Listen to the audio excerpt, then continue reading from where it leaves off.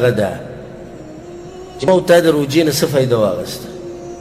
د رمضان نه څه فایده موږ واغسته موږ کومه میوه شو کولی ده او کومه نه ده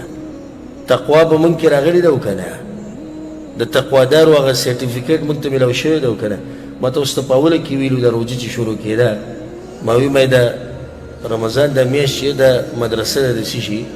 د تقوا نو کله چې سړی د مدرسې نه فارغه کېږي سرټیفیکیټ ورسره یي که نه یي ورسره یي ورسره که شهاده ورسره د دې نه فارغ شوی سبقونه وي تا د تقوا سرټیفیکیټ او شهاده اخیستې ده او که نه او ما دا فایده ته اوس ته ذکر کړې وه د دوره تدبر القرآن په منځ کې والله دې هغه مبارک ورځ او هغه دوره مبارک الله دې بیا راولي او بیا دې پکې الله زموږ نصیب وکړي دا فایده موږ سورة البقره کې ذکر کړې وه چې د روژو دا بحث شروع کېږي یا ایها الذین آمنوا کتب علیکم الصیام کما کتب علی الذین من قبلکم لعلکم تتقون دا ابتدا ده لعلکم تتقون چې په تاسو کې تقوا راشي بیا دا آیتونه مخې ته وایه او دا د روژې دا بس ختم شي مخې ته بیا بل موضوع شروع کېږي چې مال به د یو بل په ناروا طریقو سره نه خورئ دا اوس بله موضوع ده د روژې د آیتونه چې ختمیږي په آخره کې الله وایي لعلهم یتقون دې لپاره دوی کې تقوا راشي ابتدا انتها دواړه به څه باندې دي په تقوا باندې په موته کې تقوا راغلې ده او که نه د الله نه اوس یېرېږو او که نه یېرېږو موته صبر زده کړی دی او که نه صبر به مونږ کوو که نه تراوله راتله یو نیمه ګنټه ودرېده د امام سره او په دغه ټیم کې ستا کار ومي او ستا ضرورت ومي او ستا ډېر صحیح او نه ته بیا هم ولاړې د صبر غواړي که نه غواړي صبر غواړي تهجدو کې ودرېده صبر غواړي روجې نیوه د سهار نه د شپې پورې د صبر غواړي خوراک ته مخامخ پروت دی اوبه درته یخې مخامخ پرتې ته یې نسکي دا صبر غواړي دا صبر ته یې زده کړی دی او که نه دغه شی صبر د ګناهونو نه موږ یې زده کړی او که نه په روژې کې دا بېدینه سړی هم سپینه ټوپۍ په سر کړي او داسې حجامت ته یو څو ورځو غټ کړي او تسبیح لاس کې نیولي دی هم ګناهونه نه کوي خو مشکل دا دی چې صبر یې وکړو د ګناهونو نه خو چې څنګه هغه میاشت اعلان وشي چې ختمه شوې بیا هغې له واپس راغی دا مشکل دی اولنۍ مسله هغه دا ده چې آیا موته په دې روژه کې چې کوم بدلون په موته کې راغلی دی هغه اوس شتي او که نه هغه یره د الله نه په روژه کې اوس شتي او که نه چا به کنځلې وکړې په لاره باندې روژې په خوله لکه روژې په خوله وي کنځلې کوي ته بل به ورته ووایي وایي ما به جواب در کړی وی خو څه مې ده روژه مې ده هغه طریقه اوس شتي او که نه که نه کنځلې مې سټارټې شوي ګناهونه مې سټارټ شو هر څه سټارټ شوي روژه لاړه روژه لاړه خو رب د رمضان چې کوم وخت اوس هم دی هغه رب د رمضان د میاشتې کوم رب چې هغه اوس هم دی شوال دا میاشت ده په دې کې رب څه بل خو نه دی هماغه رب دی ولې ستا طریقه بدلېږي ولې هغه صبر تا پرېښو کوم چې تا کوو د الله په بندګۍ کې او هغه صبر چې تا د ګناهونو نه کوو هغه تا نه بیا ولې لار ختم شو دویم نصیحت ټولو ته هغه دی چې خپل محنت په سین مه کوئ که چېرته یو تاجر سوچ وکړئ چې یو تاجر او سم ډېر مال ورسره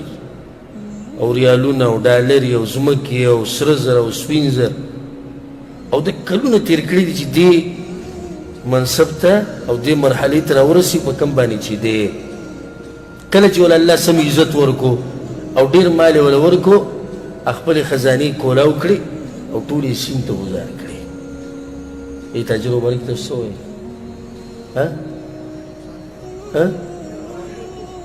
بیوقوف دی کم عقل دی لیونی دی تاوانی شو تباه شو اوس کم سړي چې په روژه کې 10 ورځې 10 شپې محنت کړی دی او سخت یې تېره کړې ده تجارت یې کړی ده الله سره هغه تجارت یې ټول له واغېستو سیند ته یې ګزار کړو دا او دغه تاجر کې هېڅ فرق نشته بلکې دی د هغه نه زیات تاواني دی تاجر صرف تاوان د څه وکړو تاوان د مال یې وکړو د تاوان د آخرت وکړو د ده نقصان بیا د هغه نه زیات دی نو کوشش کوئ چې ګوره بیا واپس هغه دغه له رانشي ګوره هغه روټین له کوم چې د روژې نه مخکې و زه خو په دې جومات کې امام یم او دا حالات یې هم ډېر مخکې چې به کوم رش و په روژه کې هغه اوس نشتي ولې دا دغه خلک کوم چې دې جومات سره خواوشا کې اوسېږي سره بهر نه خو نه راتلي دې سړی ویلی شي چې درس یي بله مسله بل پروګرام یې هغې له لرې نه کسان راځي خو کوم چې فرضي مونځ دی دې له خو همدغه کسان راځي کوم چې ځای کې دي د دې جومات په خواوشا کې نن هغه وینېشتي ولې دغه محنت خپل ضایع کړو په دې خلکو باندې سړی زړه سوځي ګورئ دېرش ورځې دېرش شپېته محنت وکړو اوس دا حال دی سهار په مانځه کې به که څه د موږ لیټ شو نو خلکو به خبرې کولې دې جومات کې مونځ لیټ کېږي یا بل ته ځي یا وختي او جوماتونه ډک دي او دروازو کې خلک ولاړ دي او تاسو لیټ راځئ دروازو کې به خلک ولاړ جنازونه یې په اوږو باندې اچولي دا کوم ځای کې دي اوس دا خلک مړه شو په مړه شو که کیلو ته لاړو اوس هم شتي اوس هم شتي خو خپل تجارت یې راواغېستو په سینې له وکړو ختم یې کړو دا څومره سادهګان دي څومره تاوان او څومره نقصان دوی خپل ځان له په خپله ورکوي هغه تلاوتونه اوس نشته هر سړي به قرآن راغسته او جومات کې وځي کې به نازو قرآن به یې اوس ولې نه ویلی کېږي فرض مونږ چې به څنګه سلام ما وګرځو د بعضو پکې دا کار کوو اگر که دا کار صحیح نه دی د دغو کولو کې دا صحیح نه دی په فرض مانځه پسې به ډایرکټ وروسته قرآن راواغستو شروع به یې کړو سړی ما ته وایي چې دا خو عبادت کې ته صحیح نه دی دا فرض مانځه نه به هغه اذکار ووایه کوم اذکار چې د رسول صلی الله ثابت دي د دې خپل ځای دی کله چې لاړ بیا دا موقع نه راځي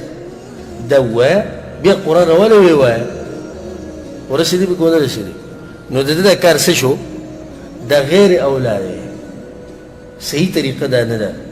خو بیا به م قرآن راواغستو ما به خیر هر کس به قرآن راواغستو ډډه به ولو قرآن به وي اوس ولې نه وي قرآن سره دې مینه ختمه شوه قرآن سره دې هغه شوق چې کوم